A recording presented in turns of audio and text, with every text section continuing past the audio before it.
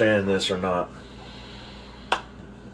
but come November, there's a war coming. Whoever wins, and it's down to two. We already know this. Third party, they don't even matter. It's down to two. One or the other is going to win. As a certain supporter, we know which one's going to win. Trump 2020. But there's a thing about it. The reason why I say there's a war coming is because if Trump wins, Black Lives Matter and all them other Antifa dumbasses are going to try to start war. We ready. Don't worry. We ready. Us rednecks and stuff, we ready for y'all. But if Biden wins, we coming. And we coming strong. These next 45 days are going to be packed with violence. Hell yeah. Black power! Black power! Black power! Black power! There's going to be bloodshed irregardless. The United States is a violent country, and we are the largest all-black international coalition militia on the planet. So I'm about an hour outside Atlanta in the countryside on my way to meet some members of an organization called the 3 Percenters. And their leader out here is a guy called Chris Hill. And all I know about him is that he's a former soldier and he goes by the code name General Blood Agent. How you doing? Nice to meet you. Nice to meet you. 3 Percenters make the disputed claim that just 3% of American colonists fought the British in the Revolution. They're described by civil rights groups as far-right, anti-government white supremacists, something Chris has invited us here to deny. So today we're going to be going to the woods. We're going to be working on pistol drills, rifle drills. What are you training for? People may try to come and take what you got. So we want to be able to protect what we have, or to move and make contact with the threats and take out the bad guys. Precisely who the enemy is ranges from Black Lives Matter and anti-fascists to any Democrat who wants gun control. Lord knows what's going to happen November 4th if, when people wake up and Donald Trump has been elected president, the left is going to absolutely lose their minds. Cities are going to burn. And what happens if it goes the other way? I hope the silent majority would rise up and stand against a Biden presidency, especially if there's an allegation of fraud. If on election night there's no clear result and neither Trump nor Biden concedes, these militias are expecting to be out on the streets, and you can see how things might go wrong. I want to correct the myths and misconceptions about what 3 Percenters and what 3% militia is really all about. The myths being what? That every 3% militiaman is a neo-Confederate, Nazi, white supremacist, anti-government hillbilly running around playing Call of Duty in the woods. Are there any of them? No, I'm a freaking Marine Corps veteran, and I'm doing what I do. What do you think of what happened to George Floyd? In my opinion, the officers should not be charged with murder and should not be imprisoned for that. Earlier this month, militias gathered in Louisville, Kentucky, at the same time as anti-racist protesters demanded justice for Breonna Taylor, a black woman shot dead in her home by police. There was shouting and pushing, but no real violence. Close by, a new militia was also gathering, entirely lawfully, to demand justice. All its members are black. I'll call in reinforcements. And they have a charismatic leader called Grandmaster Jay. He isn't easy to meet face to face. Move, move, move! I'm in a retail park on the outskirts of Atlanta, and this is the rather unlikely setting where I've been told I could get to meet some of the most important people in black militia and black power. Black power! Black power! Black power! Black power! They had come for the funeral of Hashim Nzinga, one of the leaders of the new Black Panther Party.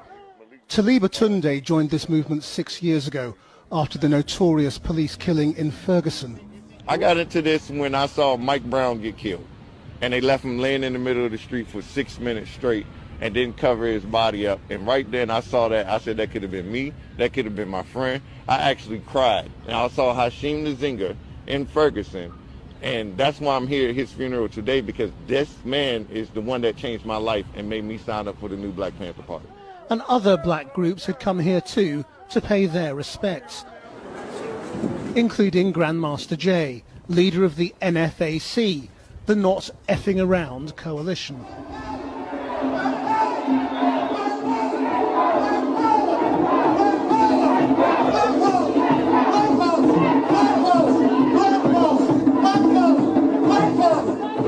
We embody everything of the almighty Black Panthers, today and the past, but we're something else. We are the period at the end of your sentence. Grandmaster Jay, hello. I'm Krishnan Guru Murthy from British Television, Channel 4. What is your goal? The protection of the black race, the policing of the black race, the education of weapons of the black race. We want a seat at the table in the UN too. We want to have someone that gets upset when one of us is brutalized. We don't want prayers, and we want another country, even if it's one that we build. Do you think that the anti-racist protest, the Black Lives Matter movement, do you think that is a sort of a naive way to try and bring about change? I would not say it's naive. I would say that it satisfies the definition of insanity, doing the same thing over and over again and expecting a different result. And they can continue to do what they want to do. They haven't achieved anything yet. If they had, we wouldn't exist. Do you think African Americans should be arming themselves now? There are 432 million guns in this country right now. That means there's more guns here than there are people. Should they be arming themselves? They've already armed themselves. The question then becomes, how do we equalize the playing field? Then we too have armed ourselves. We're meeting power with power. The Second Amendment famously says a well-regulated militia is necessary to the security of a free state. Within weeks, America could be staring at disputed election results, with opposing and heavily armed militias both believing they have right on their side and are prepared to fight for it. Hey, Shalom. First and foremost, I want to give all honor and praises unto Yahuwah Ba'ashim Yahushai, Ba'ashim HaKadash. Double honors to the elders and the apostles of Great Millstone who taught us the truth. And shalom to you sincere brothers that's out here pushing his word out with all truth and sincerity. As you can see in those two clips, you got Esau getting ready out here for war.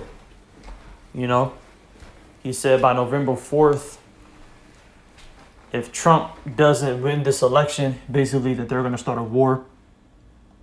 And there was another clip of these Edomites in the woods practicing shooting their guns and saying that they are trying to protect themselves and stuff like that. They're basically saying that if Trump doesn't win, that they're going to cause a war. And it's going to be the other way around for the people that voted for Biden. Okay? This is all in the scriptures. This is 2nd Ezra chapter 15 and verse 14. Woe to the world and them that dwell therein, for the sword and their destruction draweth nigh, and one people shall stand up to fight against another, and swords in their hands.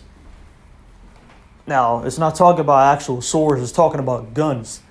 All right? Because what do you do with a sword? You kill with a sword. In the modern day sword today is a gun. So you're going to have these Edomites fighting against themselves, fighting against Jake out here. They named a couple of groups like the NFAC, Antifa and whatnot. They're saying that they're going to start a war with each other, basically. All right. And more than likely, there's going to be a false flag, some type of order ab KO situation that Esau has planned up his sleeve. But we gonna see. We got to keep watching. All right. We just got news yesterday that Trump got tested positive for COVID-19. But that's another topic. All right. Verse 15 again. For the sword in their destruction draws nigh, and one people shall stand up to fight against another, and swords in their hands. For there shall be sedition among men, and invading one another. They shall not regard their kings nor princes, and the courses of their actions shall stand in their power. So they're not going to care about the law anymore. They're going to do whatever the hell they want to do during the time of Jacob's trouble. All right? And men are going to be afraid. I've seen this one post on Instagram of a Jake that says that he's in the truth, but he posted a picture of his gun collection, and he said that he needed to add more guns to his collection. And I was reading the comments, and people were saying that, yeah, we need to fight against Esau with power or some shit like that. Those are just Jakes being carnal, being carnally minded. Because how are you going to defeat Esau with his own blessing? See, Jake think he's so powerful whenever he has a Glock, an AR, or whatever the hell he got, a sawed-off shotgun. You cannot win this war against Esau. You have to be spiritual. You have to depend on Yahuwah Ba'ashim Yahushai to protect you. Because here it is, it's 2020. Esau has the top weaponry in the world right now. He probably has like all these futuristic weapons right now. Something you might see in Halo or fucking Call of Duty, you know. But that's just those carnally minded Jake that know the truth, but they're not depending on the Lord. And those are the type of ones that's going to get messed up out here.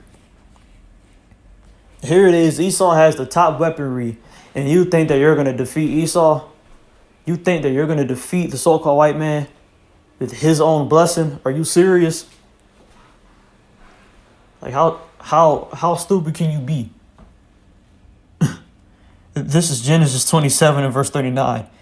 And Isaac his father answered and said unto him, Behold, thy dwelling shall be the fatness of the earth and of the dew of heaven from above. Now this is Isaac blessing Esau. Whenever Jacob has supplanted Isaac into getting the blessing of the kingdom of heaven, this is Isaac blessing Esau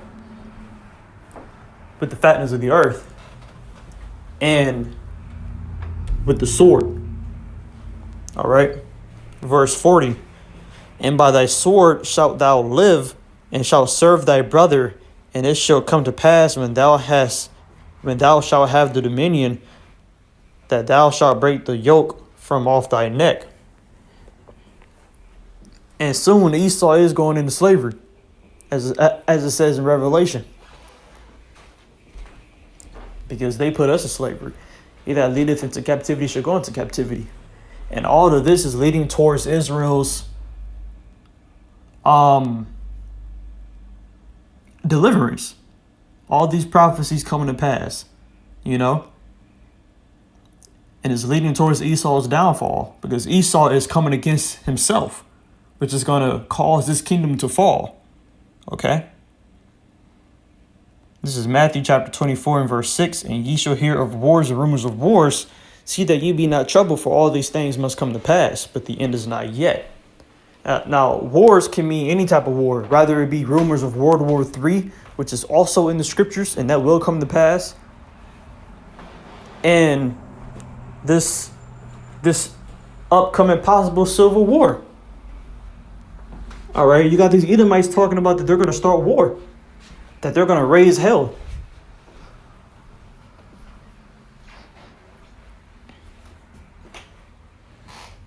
Okay. And ye shall hear of wars and rumors of wars. See that ye be not troubled, for all these things must come to pass, but the end is not yet. Even though we're hearing these things about wars, the end ain't yet. All right. The end of America isn't yet, because there's still prophecies that have to come to pass that's going to lead towards America's destruction. That's going to lead towards those ICBM missiles to hit America in World War III. Okay. Like the RFID microchip, persecution of the men of the Lord, us becoming pilgrims on earth, moving as pilgrims on this earth. Jacob's trouble, you know. These things didn't even come to pass yet, but it's coming quickly. It's in the atmosphere, but it didn't happen yet. All right. You have Amazon talking about they have this new way of buying things with your palm. It's called Amazon One. Sooner or later, they are about to introduce the RFID chip, and they're going to start promoting it. Okay? Matthew 24 and verse 7. For nation shall rise against nation, and kingdom against kingdom, and there should be famines and pestilences and earthquakes in diverse places. Now, nation is going to rise against nation.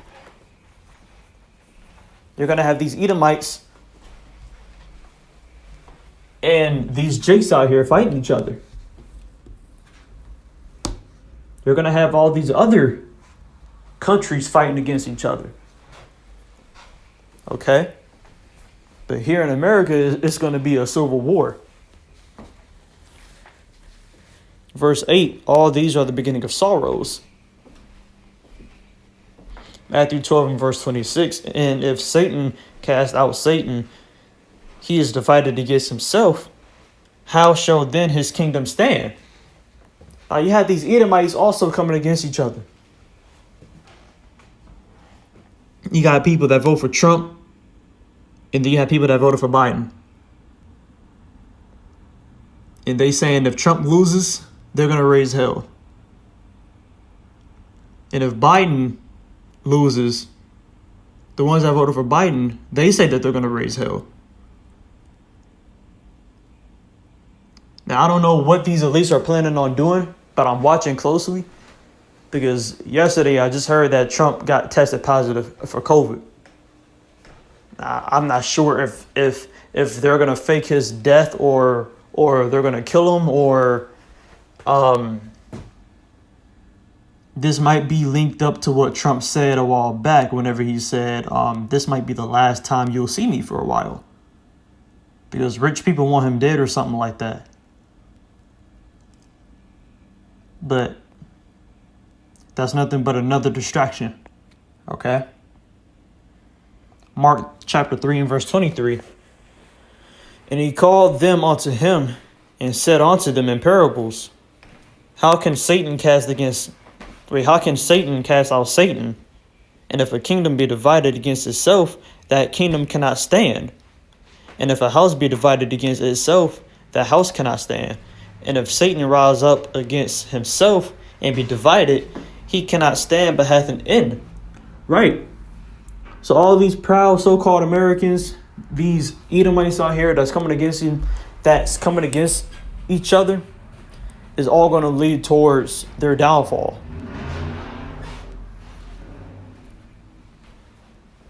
All right, is leading towards their downfall.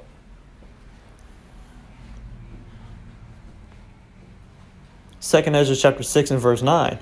For Esau is the end of the world, and Jacob is the beginning of it that followeth it. So Esau, the so-called white man, is the end of the world. Right now he has the dominion. Right now he has the rulership seat. According to Job 9 and 24, the earth is given into the hand of the wicked. But soon he's going to be taken out of that seat. That's why he's moving quickly with his plans. That's why he's moving quickly with this whole COVID-19 vaccine. I heard that Israel is on lockdown. Sooner or later, America is going to go on lockdown. More than likely because, hell, Trump got tested positive for COVID. So America might go on a second lockdown, and it's going to be permanent. So we got to get ready. We got to trust in Yahuwah Ba'ashim Yahushai. Because when all hell breaks loose, what are you going to do? Are you going to trust in your guns that you have with your little bitty ammo that might jam on you in the midst of firing your weapon at Esau? For you carnal jakes out there. Or are you going to trust in Yahuwah Ba'ashim Yahushai and continue to do this work and to endure? Have perseverance. All right. Hopefully this lesson was edifying. Once again, I want to give all honor and praises unto Yahuwah Ba'ashim Yahushai, Ba'ashim Kadash. Shalom.